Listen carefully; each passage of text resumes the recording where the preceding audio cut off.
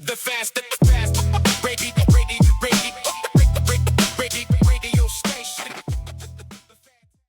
What's up, man? How you doing, man? Good Adam, to see you, man. Adam Ziggler, right? Yep. Ziggler, I got that right? Yep, Ziggler. So I Googled you, and it said Adam Ziggler, also known as Ziggler. Really? Is that true? Is that your, like, the name? A lot of my stuff is Great Lakes, so like my Instagram is like Great Lake Adam. Okay. But actually, recently too, about 3 or 4 months ago, I posted this. Somebody else, they looked up. They didn't look me up, but they looked up. They asked AI, like, what's the best way to start wholesaling real estate in Cleveland? Okay. And it actually said to contact me. No kidding. Yeah, I posted this. I didn't know the lady or nothing. She just said it. She goes, "Hey, I just thought you'd think this was cool, but Yeah. you know." Well, I will say, doing a Google search on you, you do come back as entrepreneur, wholesaler, and now mortgages, right? Mortgage broker? No, I used to do that way back in the day, but actually, the reason people think I'm a mortgage broker or something like that is because all the off-market deals I sell, Okay. I set financing up. Like if you wanted to buy one of my deals, you won't have to go to the bank. Okay. I already have. I already have them lined up. Okay, so that's what it is. Yeah, and honestly, because I did loans and structuring loans for years before that, you know, honestly, if you know how the bank and the loans work, it's easier on the front side to structure the deal the right way so it slides through, you know, so it goes through smooth, you know, instead of setting it up wrong to just run into roadblock. Well, we'll definitely talk about all that. Yeah. So, for people who don't know who you are, which it's kind of... Do you remember how we met? I don't. Maybe at a networking meeting. I'm not sure. No. So, I'll tell this. It's funny, kind of a funny story. So, I have a property over on Pear Avenue.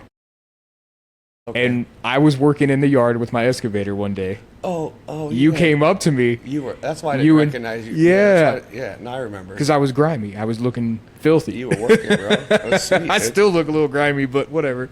Yeah, and so you asked me to help you out with the excavator in the garage. Yeah, I was about to have this garage tore down. I saw you with the machine. I was like, I should probably just go see if this dude wants a couple $100 or something. Yeah. Since he's already right there. I was working on my property, and then you were doing yours. Yeah. And I had no idea who you were at all. Yeah, I think you were actually talking to my son, too. Wasn't he the one that probably... I don't remember. There was 3 of you. I remember that. My son was probably the one who was like, dude, I'm going over there to talk to him right now.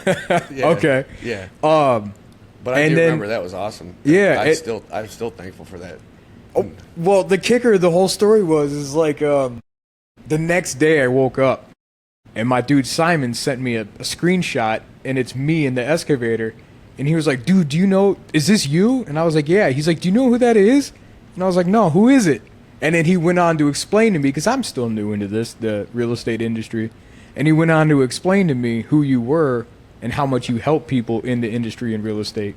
And I thought that was like the coolest way ever to like be introduced to you. Yeah, you were helping me out. Well, I mean, yeah, but just like, you know, like that's why crossing paths stuff in the like business. That happens to me, you know. That's how I believe it, though. Yeah, you helped me out because probably I helped somebody else or who knows what, you know. Yeah, that's always some good something like that always happening, you know. Did you ever sell those properties? No, I'm actually getting close. I'm about to pour some new driveways there. Okay, and then we're about to list them both for sale. Nice. We remodeled the whole inside of both of them, though, and painted the one. Yeah. The outside of the one, right? Yeah, the outside is just the one. Yeah. Yeah. Awesome. Well, I hope it sells, because mine's sitting over there for sale right now. They're pretty small. It's definitely a lot smaller than yours, but I still think they'll sell, you know. Yeah, for sure. I actually bought those like 5-6 years ago with my son. We paid like $120 for both. Okay. So we, you know, even if we got to get a little less than we think, we'll still end up doing good on those deals, you know. Right. After all these years, and plus we rented them out for the last 5 years for like $1,500 a piece. Okay. Yeah. So that's cool. How did this all? For people who don't know, I went off into a little tangent there. Who are you, and what is it? What do you do? So my name is Adam Ziggler. Great Lakes Real Estate Investments is a company that I operate and run now, and what we specialize is in off-market real estate. So we buy it and we close and we rent them out. We buy them, sell them, flip them, and we wholesale them. So, but it's all off-market stuff. So we deal directly with people who own properties and things like that. We don't ever go through like the MLS or use a realtor to find a deal or anything like that. We find them directly to the person who just inherited the house or the person who's behind on taxes in a bad spot. We can help them, come out of a bad spot like that or something like that. So we deal with a lot of different situations, but it's all off-market, 100% off-market real estate. And so I help people understand that they can buy houses, and that's what my niche is a lot of times, if I went and posted a house and just said, hey, here's the house, it's 80 grand. A lot of people are just going to be like, damn, I wish I could get that house, but I don't have 20,000 to put down. I don't have a 700 score. My little business, I don't have a W-2. I don't have any of these things. I can't get the house, so they just scroll right by it. And so I like to just try to make sure I let people know the stuff that I know, right? When I was a young guy, I didn't know anything about rich people stuff.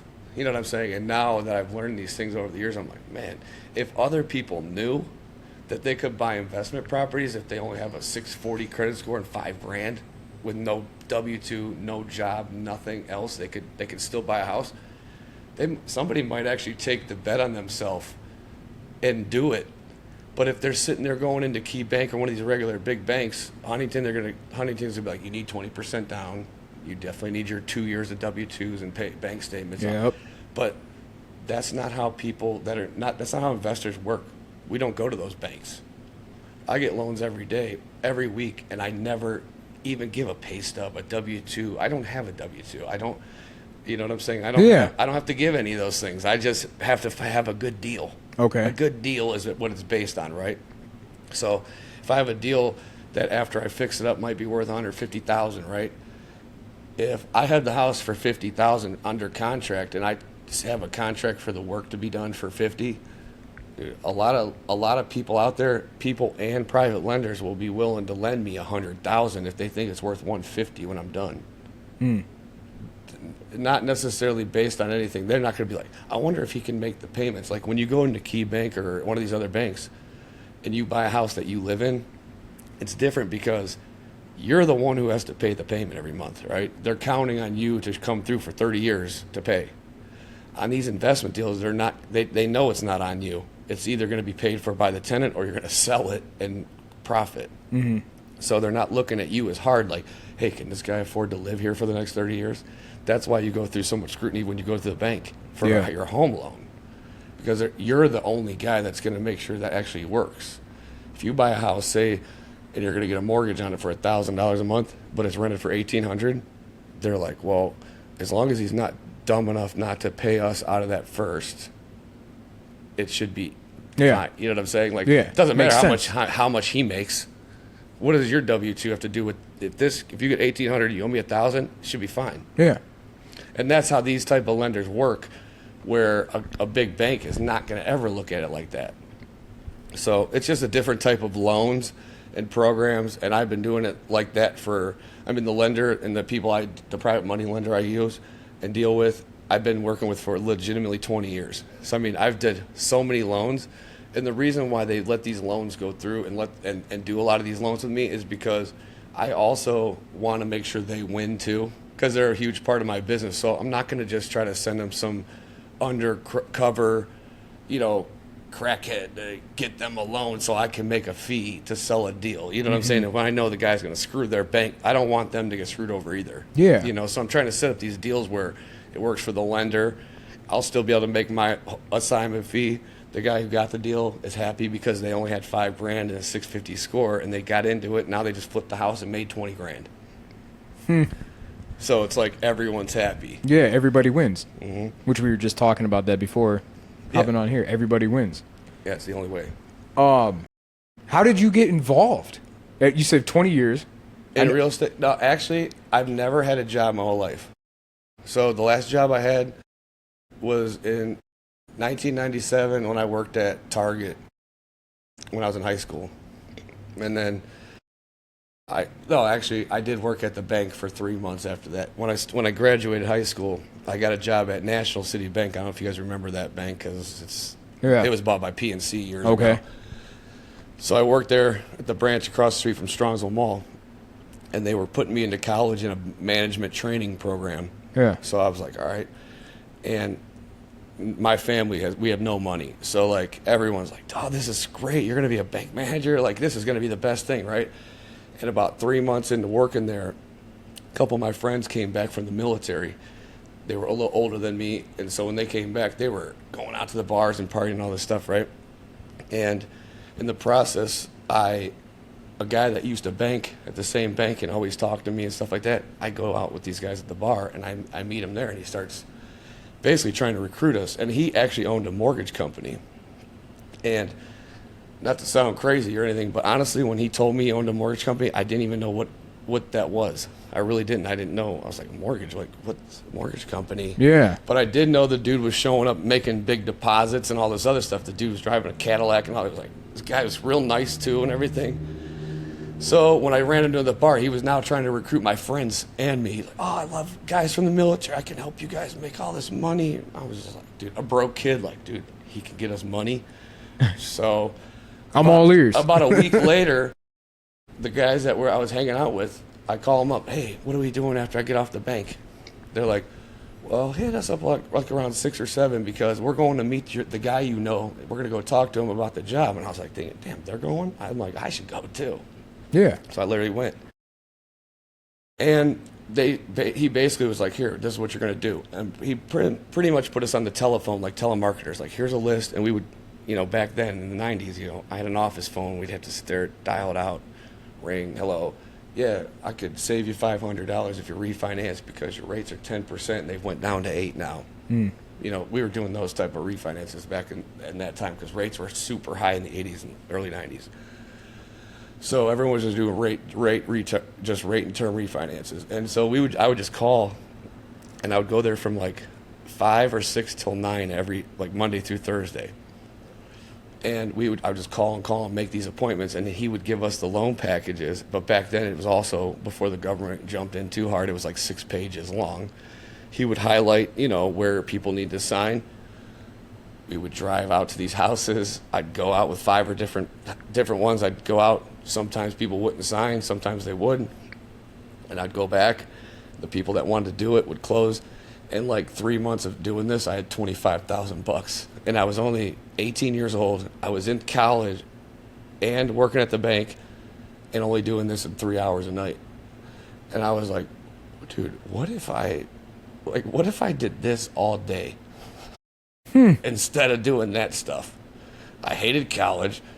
I couldn't stand the bank. It's all this like proper this and that. Like I was just like, dude, and so I just one day, I had this actually college paper due, and I don't know how to type still, honestly. I'm terrible. And I had to put this paper, and they're talking about margins and spaces and this and that. And you remember how you used to have to hit save or it could potentially delete? It's gone forever. You never get it back. I have this whole thing. I'm just about done. I'm hitting next or whatever, and the whole thing disappears. And I'm just mad. I'm just like, you know what, dude? Fuck that paper anyways, dude. I'm like, I'm going to sleep. I go to sleep. I wake up the next day. I walk in. I asked this one lady that was standing there like she was like an aide. I said, is it still, if I quit, like, could you get any money back now or anything like that? They're like, yeah, you could still get a refund of whatever amount. I'm like, dude, I went down to the office and quit college, took my refund, sold the books, went to the bank, quit, went to the dude's office and told him, bro, I'll be here all day, every day, whatever, Go home. My mom thinks I'm an idiot. My grandparents think I'm an idiot. My aunts and uncles all think I'm an idiot.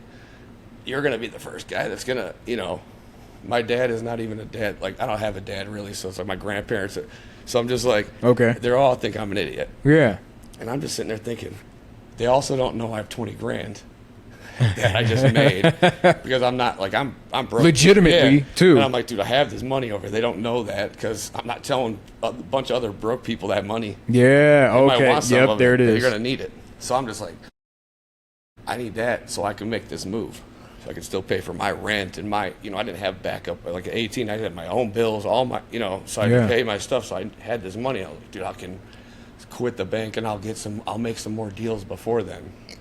And being young and I was already now feeling real confident about it and everything. And we'd have these like office meetings like you see in the old movies, even like the dudes with the whiteboard and up there, whose name's up there the most things. And there's like a dude up there that was winning every single time, like since I started. And they had this big meeting and they were like, hey, how come this Craig's been up here he's been up here, in the top of the list. Anybody's going to knock him out. And I basically stood up and I was like, dude, I'm going to be at the top of that list soon, right? And there's a bunch of 40-year-old dudes in there, 35, 40, 45-year-old guys in there looking at me, and I'm 18. They're like, dude, sit down, fucking young kid, dude. Just stop it, right? And honestly, within my first year, my name was at the top of the list, and I was the top loan officer in there. I was doing multiple, just like 5 to 6 refinance deals per month.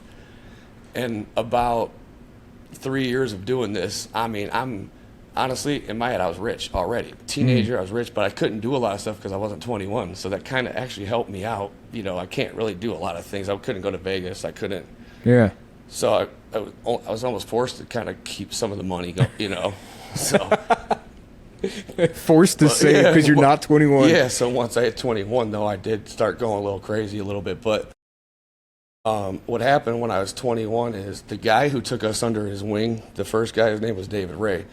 He took us on, showed me the mortgage company, told me to make the calls, showed me how all this works, right? He passed away. And when he passed away, another person came in to take over this company who I just couldn't see eye to eye with. And it was honestly, now that I look back, it was mostly me just being a young kid so close to the guy. Like, anything she did wasn't right. It wasn't the way he did it. It wasn't, so I was just real. So what I ended up finding out was me and another guy in there, we were kind of like working together. He's like, dude, look at this flyer I got in the mail. It says, you could become a mortgage broker in the state of Ohio if you have a 4-year college degree, with 3 years experience. You need to have an office place, and you need to have brick and mortar, and then you also need to have like a $25,000 surety bond. And I'm reading this, I'm like, dude, 21, dude. I started when I was 18, and I have closed deals. Like, I have proof of this. Sent out. I was licensed as a mortgage broker. I was 21 years old. And me and the other guy, we kind of partnered and did it together. Yeah. And you need to have a brick and mortar space. We were going to go rent this like a little corner and just kind of close our deals and keep all of our own money. And I was like, dude, man, that's crazy. If we're going through all this, let's just do something. So we went to Strongsville and rented up this spot. It was called the Terry Building at the time. It's over on Prospect. We rented like the whole downstairs, and we had enough room for like 18 employees, loan officers in there. And the first day we went in there, we were sitting there by ourselves, dude. And, actually, I remember the electric wasn't even on. We were like, dude, putting desks together and stuff. And I'm like, he's like, I don't know. Do you think we should have, I'm like, dude, we're gonna get people in here for sure. Like, and just like that, even back like when I said I stood up, I always just had confidence, and I honestly believe that came from like high school sports and like kids sports and stuff. I was always playing something. I was always good at it, stuff like that. For some reason, I think of that. I don't know if that's true, but for some reason, I was always just confident. I just always thought, dude, if I'm going to try something, I'm gonna win it, dude. I'm gonna win. If you told me right now who can throw a shirt closest to that chair, I'm gonna pretty much think I'm gonna beat you. You know what I mean? Like whatever it is. So like, that just kind of carried over. And being older now, I look back and think, dang, thank God I had that like almost blind confidence. Where there's probably a lot of times where I think now I'd be like, dude, I probably shouldn't have said that, or maybe I wouldn't have did that, or something. But I think, well, I'm glad I did, because I've been betting on myself since before I was 18, and like I never saw anybody else in my brain that I thought I should bet on over me. So my mom told me, oh, you shouldn't do this. My mom was a great mom. She was a cashier at the hardware store, in the local hardware store, my whole life. And I kept thinking in my head, like, dude, if I want to be the baddest ass hardware store cashier, I should take all my mom's advice. Ooh. Okay. That's not necessarily what I'm trying to do, though. So Yeah. should I really sit here and stay down the path she thinks I should go? Even though I love her and I think she's a great mom, I just don't think she knows. She doesn't know what I'm trying to do. She never went where I'm trying, you know what I'm saying? So I'm like, I can't really like take her advice all the way. My grandparents, blue collar, forward work, like, I can't really take your guys' advice. That's not what I'm going to do. You know what I'm saying? So like, there's a certain part where you have to decide, like, I don't give a fuck what this person, that person, it could be your mom, it could be your sister, it could be your husband, what, any person. Once you inside know you're about to, like, you want to go hard or you're going to go all in, dude, you have to do it. You know what I'm saying? But I feel like most people feel that and get turned away by their mom, their dad, this person, that person. You know what I mean? And what was the best thing that ever happened to me, too, was when I was young, I was 18, and before I even got the bank job, I went into a bank because I actually knew this bank manager. He's actually the mayor of Strongsville now. And he would probably even remember this because I never stopped bothering this dude. He was the manager of the bank back then. He wasn't a politician or nothing. He just worked at Strongsville Savings Bank. And I'd go in there and I'd ask him, when I turned 18, I said, dude, tell me what do I have to do to try to get to be like rich? I want to get somewhere, something. You're setting up an account? Do you need a checking? I'm like, no, I just really want to ask you, dude, tell me, please, what do I got to do? And he told me, he said, hey, it's simple. Just find somebody who has all the results and all the stuff you want. Do exactly what they do. Just do everything they do, not just part of what they do, all of it. And I looked at him, I go, well, what are you doing later? And he said, but not me. And so I said, okay. All right, gotta find somebody else. That's cool. He said, well, I don't know anybody else that has anything. So I'm just like, all right, well, I'll start there. But I remembered thinking that, and that's what made me think about my own family. Like, it didn't make me think like negative about them or like, oh, it just thought, dude, if my mom knew how to be a rich real estate person, then she would be. It's not because she doesn't want to do this. She doesn't know how to do it. And she never had, maybe she didn't have the time to bet on herself. Maybe she had kids too early or whatever. And, you know, I wasn't there when she was young deciding what path she went down. You know what I mean? But I'm thinking, I'm not going to be steered by anyone who's not way up there, like up on the hill, living in the best. I'm not, unless you're telling me something, I'm like, what? Dude, I'm ignoring you. Like, really. And now, knowing that the way it was is, I didn't really always do it in the right way back then because I was 20 years old. I did have more money than all of them probably ever had. And I already knew that. They didn't know. And I really just kind of was like, you know, sometimes it wasn't always the right way of doing it. I could have been really, you know, way more couth about it and subtle. I didn't have to be so but I was just so, there was no way I didn't believe. There was no possible way. When this dude showed me that you could make checks for thousands of dollars, I was like, dude, what? Does my family know about this? Why we had no money this whole time? You know, I was actually like thinking that, like, dude, how have we had no money? Why have I had no money my whole life, dude? Do they know that you can go? And then I realized, you know, obviously this ain't for everyone. Sales isn't for everybody. Yeah. You know what I'm saying? So I took it. It just came to me more naturally, and I just did. I was a robot. The guy said make calls and say this. I did that. I didn't sit around and think. And that's what's the nice thing about being 18. A lot of times I train a guy who's 40, and I say, hey, say this and do that. They go over there and they go, well, what if I said that? Maybe this. You know, I kind of like it the way this sounds, but that's what happens when people start getting 30, 40. When you're 18, you're like, dude, just say what it says. You don't even think twice because you're not even really, you don't have the experience to think for yourself. You know, sometimes the thing on the paper is meant to make a comfortable go uncomfortable. Yeah. So by you switching it to make it feel all more, you just defeated the whole purpose of the whole point. You know what I'm saying? The whole point of the script is to make this situation go into a spot where we got to get some answers. But when you switch the script around to make yourself and the other person feel comfortable, you still got nowhere. So it defeated the whole purpose. You know what I mean? So when I was 18, I didn't know. I didn't even know I was offending anybody sometimes even. Just say what it says. You were moldable. You could be molded. Just tell me what to do. Yeah. The money's over there. Tell me how to get there.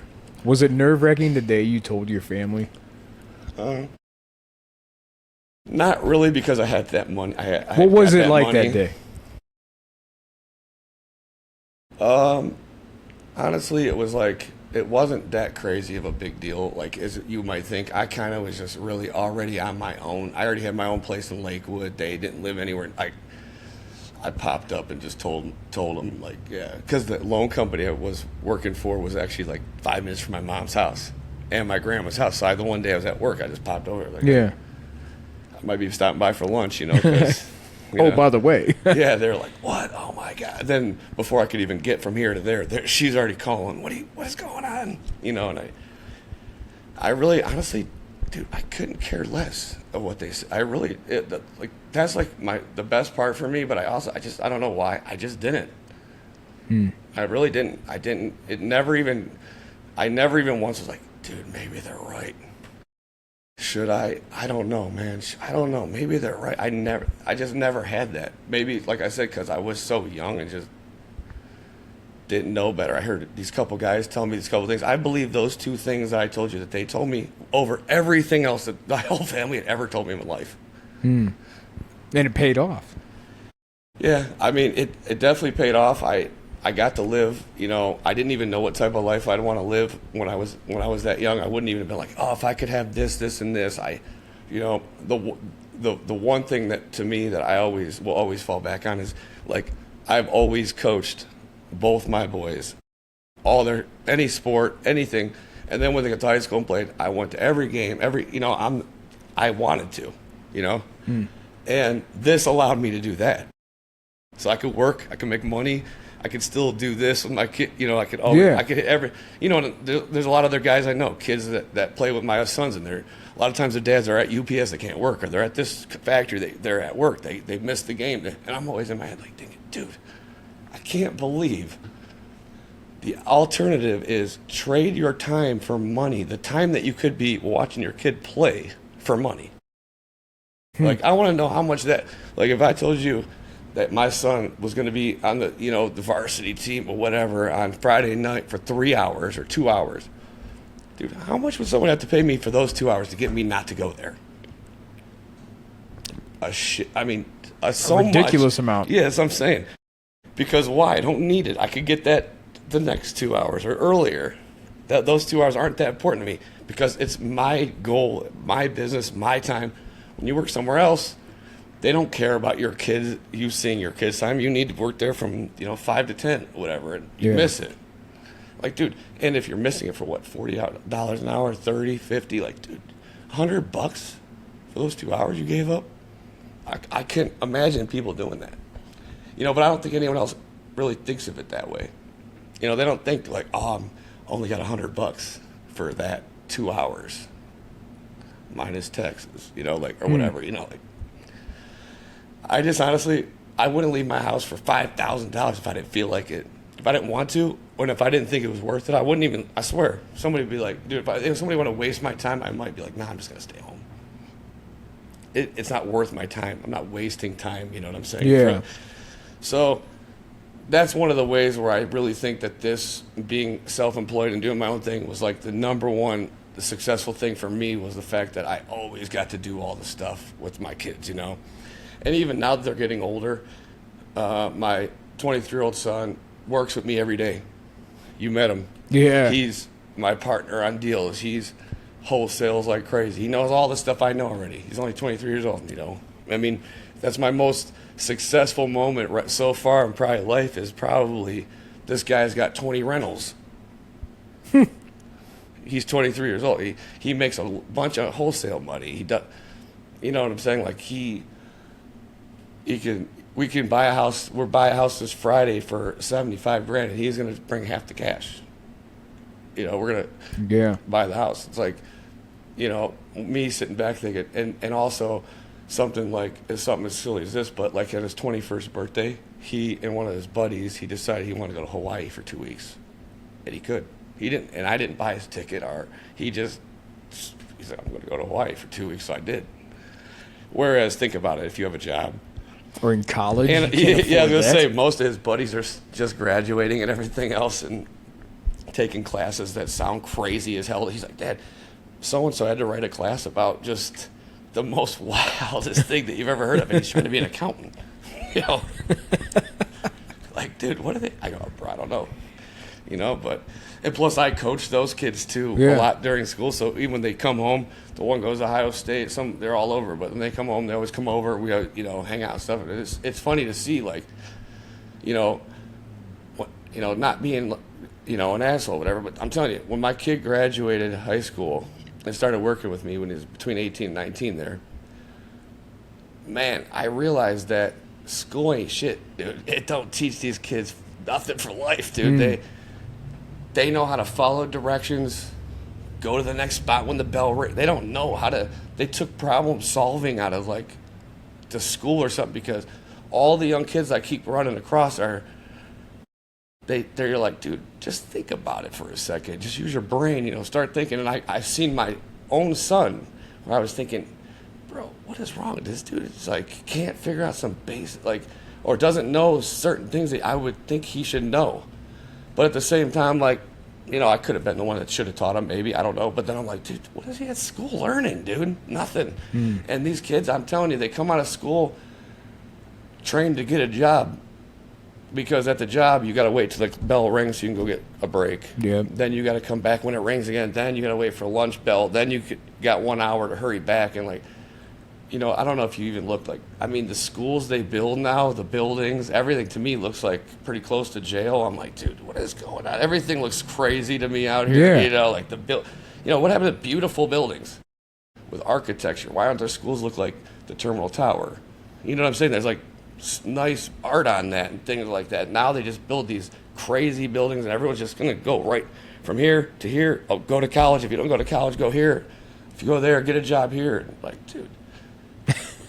Everybody could just slow down and get your own life, and think about it, dude. Everyone has so many skills, Yeah. Everybody I know has some crazy skills that they don't turn into a business, or they don't know that they could use that to make money rather than going to clock in and out, Everyone realized, man, you could use your skills and figure out a way to make money with that. Yeah. Everybody would be so happy. Where does your drive come from? My drive? I don't know. Honestly, you seem like a very driven individual. Yeah, honestly, I can't turn it off, and I don't know that I'm 47 in my brain. I still think I have to get the neck. I'm still I got to grind it out. I got to make sure. And the other thing too about that is I hate coaching people, training people, and everything else, and then telling them to get up early, grind, do that, and I'm sleeping in. Go to the gym. No, I don't go to the gym. My son, get up early and start, because that's how you do it, and then me sleeping in. So it's I can't not try to also lead by example. So all the people around for me, I'm telling you, how crazy it is. I wake up at 4:30 every morning, right? People who are trying to get their shit together will message me daily early, because they know I'll respond back. And they're like, hey, yeah, bro, I thought I might be up before you. Nah, bro. I told you I get up every day at 4:30. I'm not saying that. That's actually what I do every day, Yeah. My body just wakes up that time every day. And so when people do that, but I'm I like that it's helpful to somebody else. Oh, wow, you're not just talking shit. No, dude, text me every morning. If you need help, text me every morning. If I don't hear from you by 5, I'll ask you what you're still sleeping, call you a sleepy baby or something, whatever, but. Yes. You see what I'm saying? I do know what you're saying, because there is a select few people that I also do that with. Yeah, I'm 4 telling a.m., you, my 4:30, phone's 4 a.m. wild like that, dude. It's, I'll be sitting up from 4:30 till 6, usually, and trying to respond to messages I didn't respond to yesterday, usually, and I'll be getting just rolling in. I'm like, damn, dude, But then a lot of times, honestly, it's a little harder to get a hold of me afternoon time, because that's when I start making my appointments 11, 12, 1. So because I still look at usually 15 houses a week. Yeah. Dude, me and my son looked at 21 houses before I came here. That's why we're late. Because, the auction's coming up. Today? Right before I came here. 21 houses. We did 44106 and 44120. We looked at every house on the state forfeiture auction that's coming up September 1st. And honestly, they were so shitty. I was like, dude, this sale looks, man, If anybody else went to any of the other zip codes, please let me know, so I don't have to go. But man, I'm telling you, there were mostly 50% teardowns. I was like, this sale is awful.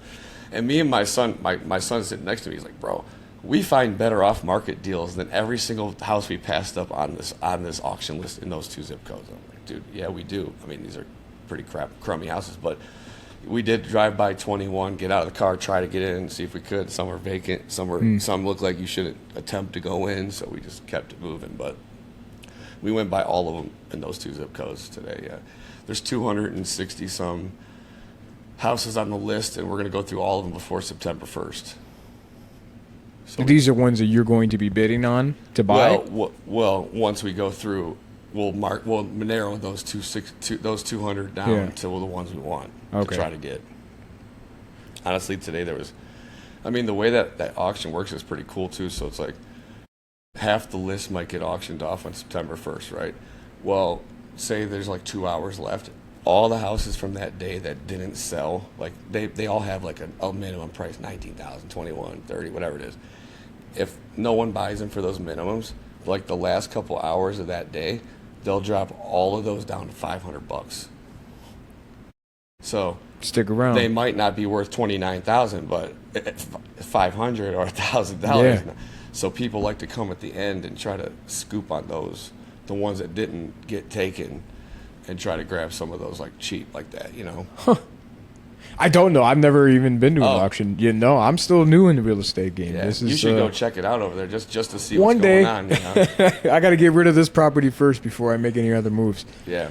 That is a very honorable thing that I hear you talk about with your son.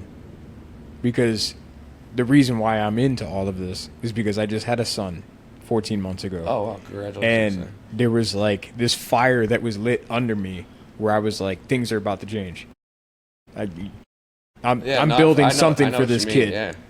Yeah. So to hear you sit across from me and tell me that you're doing that with your son, like, inspires the shit out of me to keep moving, man. I hope it works out the same way for you, man. Dude, it will. And I know. Yeah. Because you're. What is that like? Because you had said earlier. You know what I want to tell you too before I even tell you about him. My younger son is a senior, starting a senior year right here. Just 2 days ago, started. Okay. You had Stas on here a few. Whatever. Shout out to Stas. Shout out my boy. Yeah. Well, anyways, Stas, I called him. I think it was like last Friday. Mm-hmm. My younger son too. He's a big math guy. He loves numbers. He's already trying to figure out how he makes money doing little things. So I'm like, I called Stas. I said, hey, bro, I know he's only 17, and I don't know how the rules and everything are. I said, but is there any way he gets out of school at like noon every day? I'm like, could he come like twice a week and like be a free intern, you know, just so he could start trying to learn these words, the verbiage, like this and that. And Stas, of course, is like, bro, your family is my family, so let's go. And so we haven't set it up yet because I just literally just asked him about it the other day. But I was like thinking in my head, like, I already told my son, he's all excited. I said, you know, dude, it's never too young, right? I mean, he's about to learn. I'm telling you, he's going to learn more in those couple hours twice a week over there for life, for success of life, than he probably learned in the last 4 years at school. Unfortunately. I mean, and I'm just watching it happen in front of me. Like, dude, I didn't know. You know, like, that's basically just a babysitter. You know, like, you got to teach your kids. And the fact that you're already thinking about it and being intentional about making sure, just like I am, of course your kids are going to. I mean, how many people are thinking, I wonder if I can get my kid into a, you know what I'm saying? Yeah. And that might not be like some crazy sounding thing, but honestly, it could be one of the biggest things for his life. He might learn he might be Stas' right-hand man one day or something, or Dude, he's learning from the lion, man. Yeah, exactly. And also think about this. He has me and his brother who are just slinging deals that need loans. So both your sons are into real estate. They love it. Yeah. I mean, how did that happen? Is it? I just think that my older son, I don't know. I just think that they're around me and they see that I think that they just see that I'm happy and I'm having a good time. And I've actually always talked to them about things too. Like, I've explained different things to them. Like my younger son recently had this nasty house that needed cleaned out, right? tell him and his buddies, you guys want to do it? They're like, yeah. Well, how much you guys want per hour? Like $25, whatever. I'm like, all right. In my head, I was thinking, dude, that's nasty. But the three of them, probably 4 hours, is going to clean all this into the dumpster. Yeah. It's not going to take that long, right? So when they're done, I'm like, all right, you guys just traded all that whole day there for that 4 hours. Plus, you got to drive a half hour there and back each way, so 5 hours for your $100, you know, whatever. And then I said, but here, I want to explain something to you. So, you know, I own that box truck that you guys put all the crap into, and that we were getting rid of the dump, you know. So I bought that a while back, and I've already, you know, pretty much covered the cost of that. I said, but what happens? Think about this. If this was someone else's job, I could have probably charged somebody $1,500 easily for this job, right? I could have got the dumpster here for $350. The small one, cleaned this out. I paid you guys $300, right? I said, what if you guys would have did that? What if one of you guys were smart enough to do that, right? You could have paid $300. You could have paid for the dump for the $350. But you could have got $12. So you could have made $600 and not even touch any of this crap. If you thought about it the right way. Instead of trying to think about, oh, I want to work. 25 is great. Dude, stop thinking about that. You're too young to get hooked on 25. Start thinking about how did this guy afford to pay me 25? What is he doing? What's going on above this? Don't sit here and be, dude, I told you I'd give you whatever. You said 25. I feel bad. I gave them each 150. You know, I felt bad even giving 25. It's nasty in here. Yeah. So, but I wanted to prove a point. I gave you exactly what you wanted, and you didn't even think about it. So now my younger son, too, he's always like, he'll always be, Dad, next time, you know, I'm going to, I'll go with you and we'll figure that out. And then I'll just get the people and I'll take them there and make sure they clean. You know, he's already trying to, you know, he's already like, because I've put that right there in front of him. Yeah. And told him like this, look at, you're this guy or you're this guy. Somebody's either guy. Everything that happens, somebody's the guy here and somebody's the guy doing the work. So correct me if I'm wrong, but what it sounds like is you're showing them you have these options here. Yeah. This is the problem in front of you. Here are the options. Like you said to those kids in the school, you're teaching your boys to think. Which option do you want? Yeah. So you lay it out for them. Yeah, I'm not telling you what to do. I'm just saying, here, look at these different options and don't get stuck on that one option. They want you to.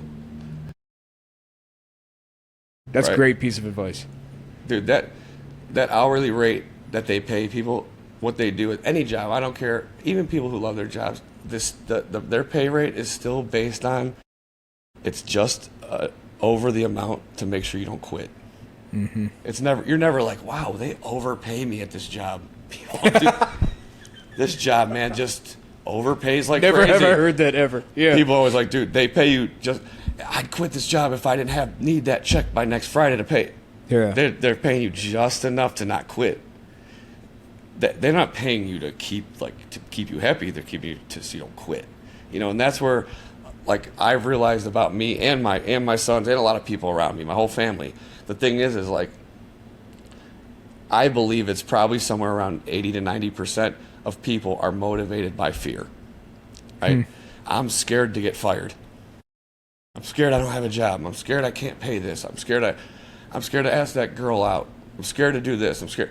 Everyone's scared to do things, right? And that's why they don't. They're motivated by fear.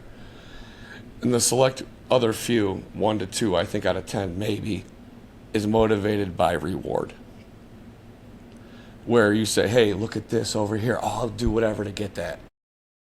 Right? And I'm one of those people. I'm not motivated by no fear. I'm not scared of anything or nothing, like never was. Never thought failure was going to come and get me or not. Never scared. I was always going after this shiny prize. That's what motivated me. Not the other way around. Now, most people, that's how they get hooked in these jobs. If you don't get here by 8 a.m., if you clock in at 8:05, too many days in a row, you're fired. They won't do it. But if that same person, if I told you, if you start every day at 8 o'clock in the morning, you'll be rich as hell if you do what I say, they won't do it. Because the reward's not enough motivation. The fear is. And that's the difference, I think, between somebody who should probably just stay at a job. If you're motivated by fear, that's better for you. People that are motivated by fear, that all of a sudden, like, I want to have a better life, and I see them in business, they're still so scared of every move. I don't want to do that deal. It doesn't look, I don't know. And then I close it and make 50 grand. The next, this one, I just feel like it's this and that. I close it and make money. Overthinking it. Yeah, they're too scared. Think themselves right out of it. Fear is overwhelming their decisions, you know. Where I'm over here thinking, dude, maybe I can make 40, but worst case scenario, I'll still make 20. I ain't gonna be mad. I'm not mad, you know. And I was like, dude, I'll just do another deal. You know, that's why we try to do 100 deals a year. We're doing tons of deals. We're not over here like every deal doesn't hit big. Yeah.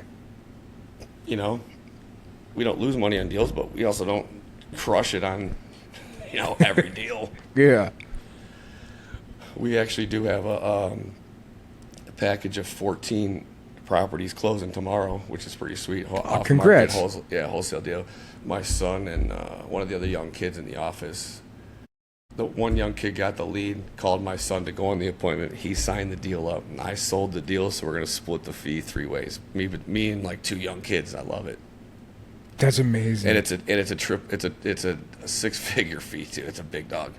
14 deals. Congratulations, man. They're going to be, man. Do they know? Oh yeah, they know it's closing tomorrow. And actually, the best part is all they're telling me is, hey, they all call me Papa Zig.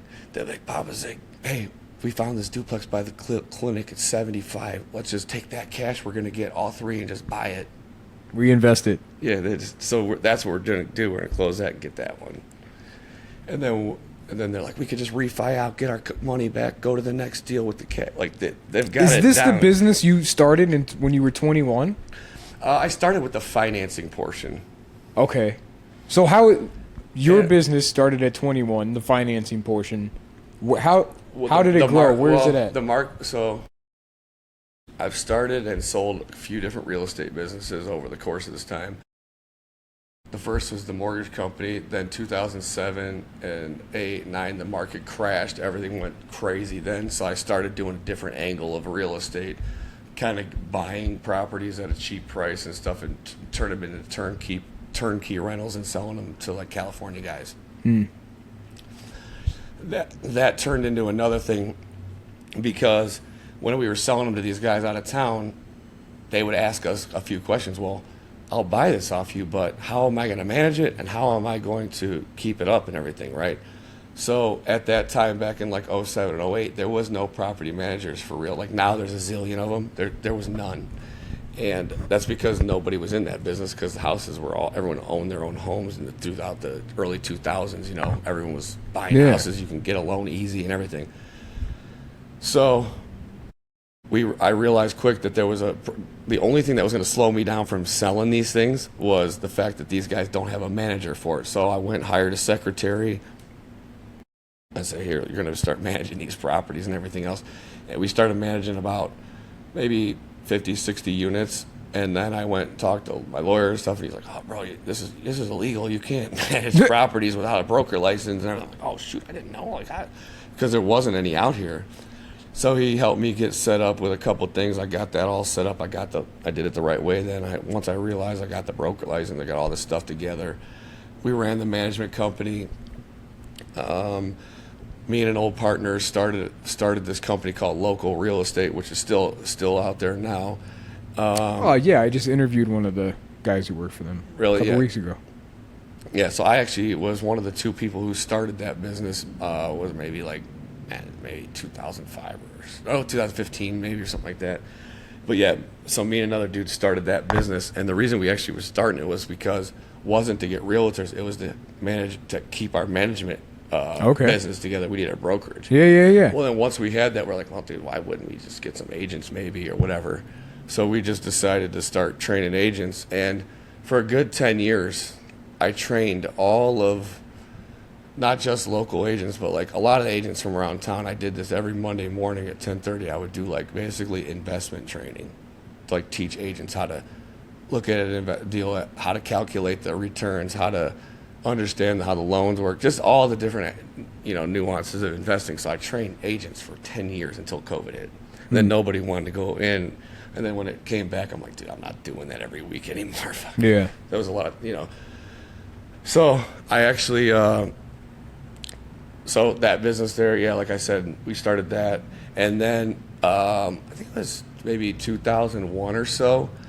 We had somewhere around, I could be off. I'm guessing somewhere I think around 600 units under management in Cleveland, 600 properties.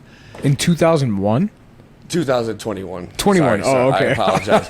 Yeah, no, right after the COVID. Then we Yeah. we sold that to Keller Williams in Lakewood.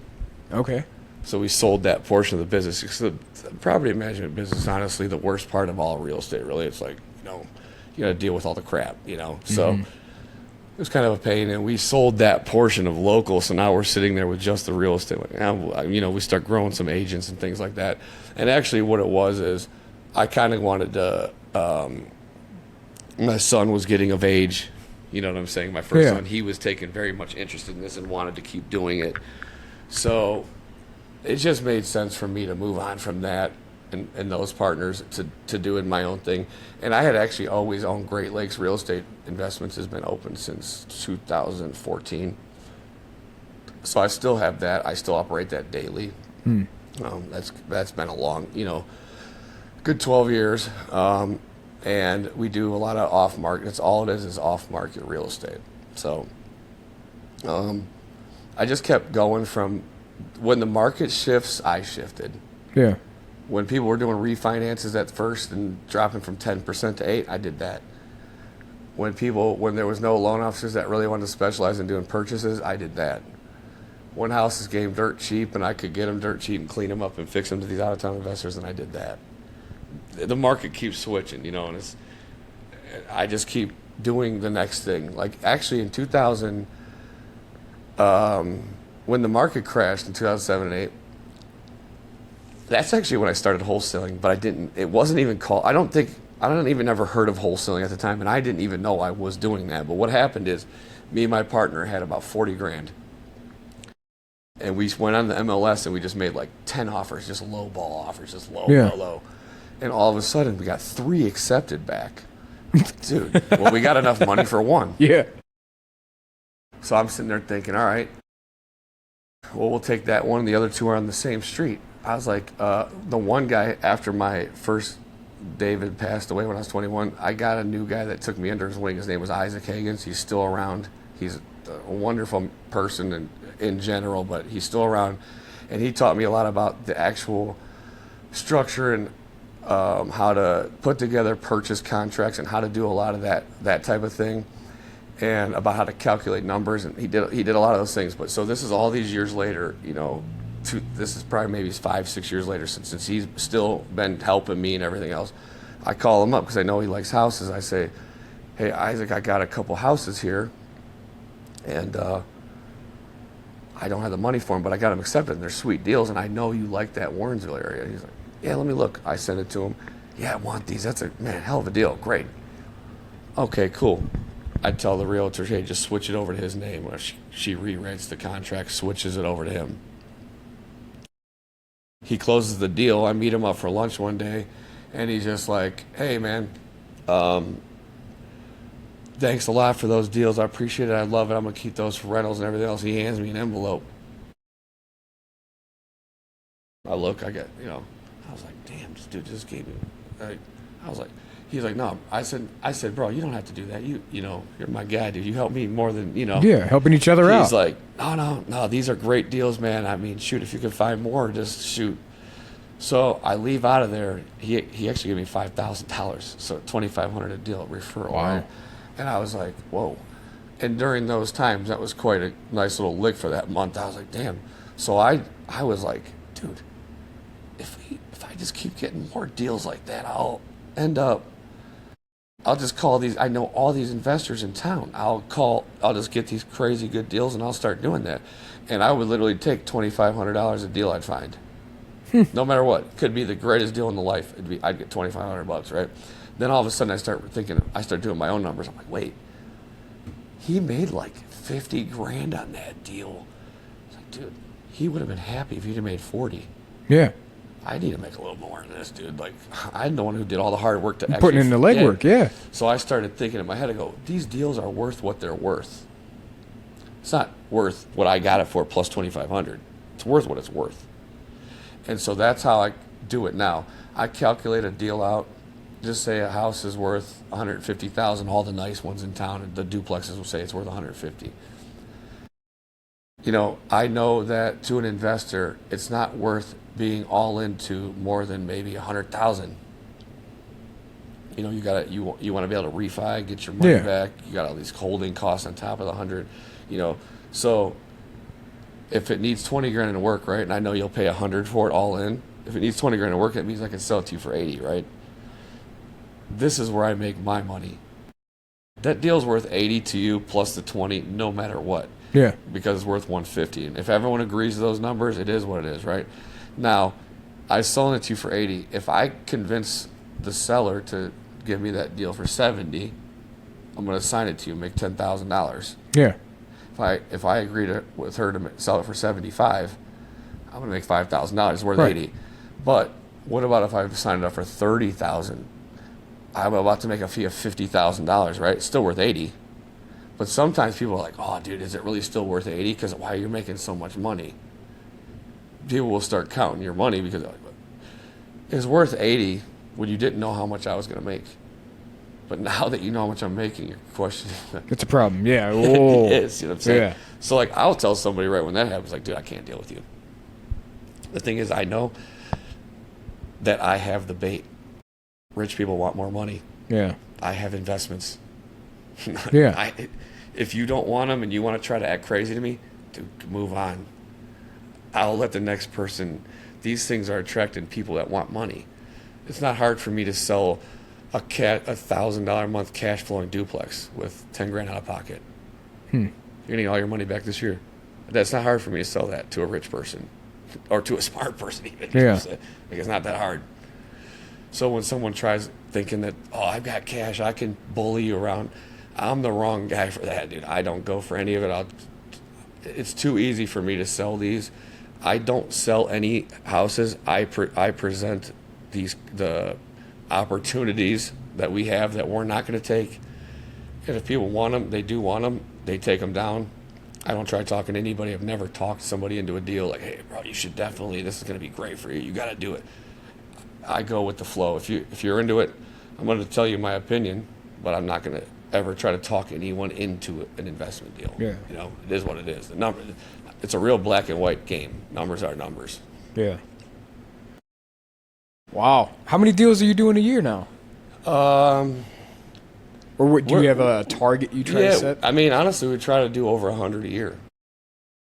100 wholesale 100 deals. transactions a year. 100 Yeah, some deals transactions. were closing, some were, signing off or whatever. But I mean, even like, for example, you know, you're not going to be able to every single month be able to hit these numbers. But like, you know, I told you we had a 14 closing, but at the same time, we also next week, so within the next week, we have a 14 pack, 3 houses in East Cleveland, 7 units closing there, and 2 single families. So we've got, there's 19 closings in the next 5 days. Okay. So saying 100, it is a lot and everything, but like sometimes you'll go through a big thing and just bam, 20. Yeah. You know what I'm saying? Like, it's not like that all the time, but at the same time, 100, we're consistently closing deals. You know, we always have new deals coming in, and the old deals are gone. Yeah. So my social media is crazy too, bro. If I post a deal and you like it, you better hit me up that day. I'm like, whoa, this is nuts. Yeah, you post a lot. I can't keep up with you sometimes. Yeah. But I do follow. Yeah. The wholesaling and the finding of the deals that everybody talks about. Oh, you got to do this, you got to do that, you got to go to this guy, you got to do cold calls, you got to go straight to the doors, you got to go pay for this, and then we'll hunt down this. Is there how did you start into the wholesaling, and where is it at today? Like, what have you found that works best for you? You know, this may sound crazy. It does to most people, but there's a couple of big wholesaler, other companies in town that I'd say are reputable. Honestly, a lot of wholesaling companies are just a guy trying to get 1 or 2 deals a year or something, or 5 deals. But the couple companies that are reputable, that are in locally here in town and everything else, they've been here for a while. You know, I talk to them and they they tell me that they spend between $20,000 and $30,000 in marketing per month, but if they're making, they're making at least 2 times what they spend every time. So like, they're cool with it. They don't. The more they spend, they think the more they make. Which okay, great. That's how business and marketing works, right? Spend $1, get $2 back. I don't never spend over $1,000 a month. Never. I mean, honestly, I usually sometimes don't even spend that much because I like all that training I've done for over the years, all that training, all those agents, all the wholesalers, anyone who calls me and asks me for a help, a referral, all the things, all these years, every time somebody gets a deal that's off market or it's a hoarder, or they don't know what to do, they all call me. I mean, I get calls all day. I mean, I go see 15 houses a week, and I don't send out marketing. Why do you think that is? Because I'm fair too. If you send me a deal and you're like, I don't know what to do, if I go get the deal, I'm gonna split the deal with you. You found the deal with me, I'll cut you, and I mean, I split deals left and right. Yeah. I'll 50-50 a deal with anybody. You're building relationships. Yeah, that's all I make money off of. Yeah. I get the loan. I get the loans through the people through my relationships with those people. I find the off-market deals through all the relationships I have throughout the city. The contracting through that. It's everything. I get discounts on all types of.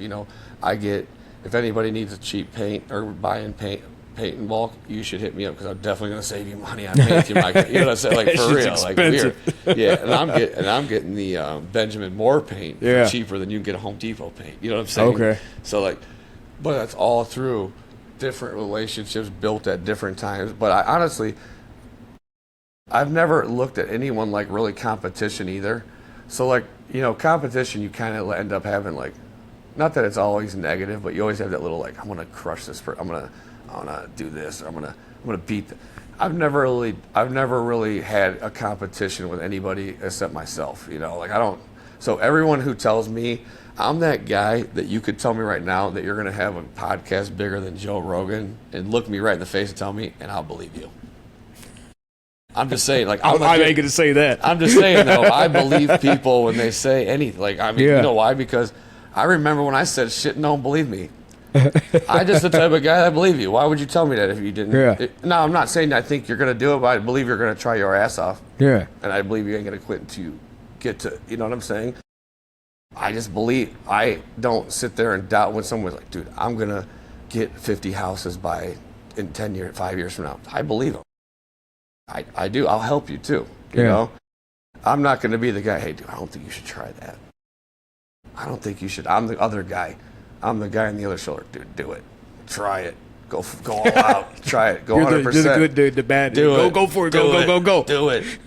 Bet. Do it. Take the bet. Dude, jump. Bet on yourself. And I really don't even do it on purpose.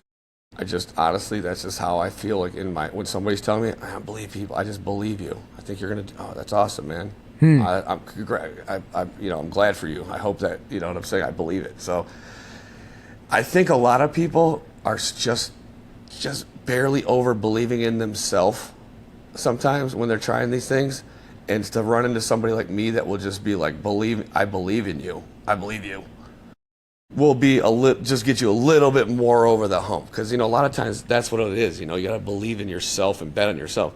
And if you're like, I don't know, I gotta, some people are some of the best dudes I have ever trained and ever worked with, dude. This guy's name is Mario Russo, great guy. Yeah, dude. You trained him? Yeah. Okay. I missed that part. He was working at a regular bank job when he came to us, and I helped train him, and I worked with him. I still love the guy, right? He's a family still, right? The thing is he was going to quit 20 times. This deal didn't close. I gotta get it's not working out. I might have to go drive a cab, do this, do that, all these things. And I always, bro, just keep working, And a couple of times, like little shit, like, when he first started, he was trying to figure out why it wasn't working, and he would be like asking me a question. I would tell him like, well, bro, it's weird because it's working for me, but I'm here before you and after you every day. So, I don't know if it has anything to do with that, but we could, just some basic. Start there. Yeah. This is 2+2 shit. This is not. I'm not no genius here, dude. I got here before you, and I stay longer. Yeah. So I don't know. Let's start there. You know, that dude now is a super successful guy, owns tons of units, does all types of side businesses, great guy, dad, everything, you know. But I remember the thing is there was a couple of times where it's like, dude, if I don't know if I might have to go do this. Like he was having a hard time all the way believing in himself because it hadn't hit yet, you know. When you get the first checks or the big checks, the first ones, it's easy to believe it. When you're just still hearing about it and you're hoping it's coming and it's not there yet, you think it is and it's not, and you start having a hard time. Is this really going to happen? You start having that doubt. Self-doubt. And damn it, if you go ask one of your family members, they're going to frickin' throw gas on it. People who've never been there throw gas on it. I told you. Yeah. Yep. I told you that was going to happen. You told me you can't do this shit. You never knew what I could do. You know what I'm saying? That's what I look at. All they're doing is projecting what they can do. The faster